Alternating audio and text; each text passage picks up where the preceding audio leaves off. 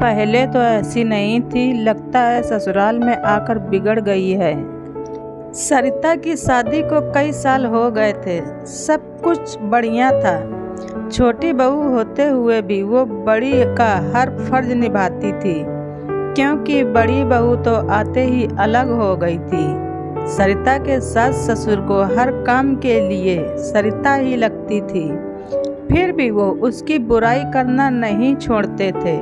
और सबसे बड़ी बात, बुराई भी अक्सर उसके ही परिवार वालों से करते थे, जो सरिता को बचपन से जानते थे, या फिर सरिता की सहेलियों से, या खुद के मायके वालों से। पहली बार जब शादी के बाद सरिता की सहेली उसके ससुराल उससे मिलने आई, तो सासू माँ ने उससे ही सरिता की बुराई करना शुरू कर दिया। जब सरिता को पता लगा तो उसने अपने पति रितेश से कहकर माँ जी को कहलवा दिया था कि कम से कम जो लोग उसे जानते हैं उनसे तो उसकी बुराई कर खुद की जग हंसाई न करवाएं। पर उन्होंने न सुनी, बल्कि और ये आदत सी बन गई थी। आजकल तो अक्सर ये कहती कि सरिता तुम पहले ये काम अच्छा करती थी, अब अच्छा काम नहीं करती हो।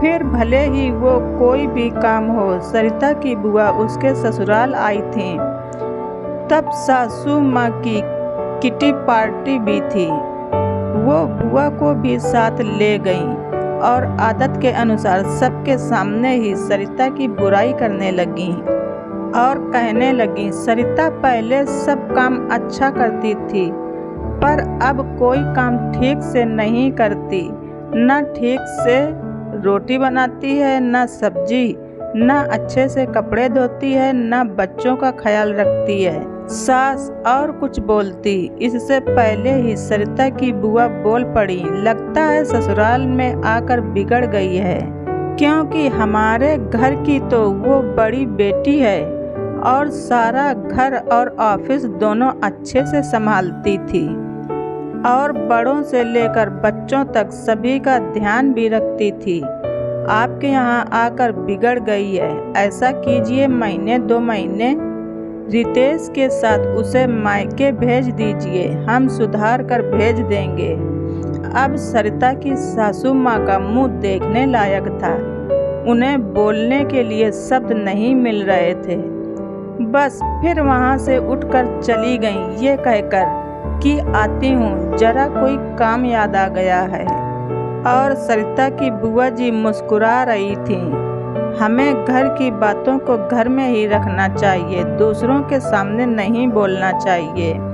और अगर बहू से कोई गलती हो भी जाए तो इसे प्यार से समझाना चाहिए। घर की बेटी और बहू दोनों ही बराबर होती हैं। दोस्तों, आज की ये छोटी सी कहानी आप सबको पसंद आए तो कमेंट कर ज़रूर बताएं। अपना कीमती समय निकाल कर कहानी सुनने के लिए धन्यवाद। रिचा वॉइस।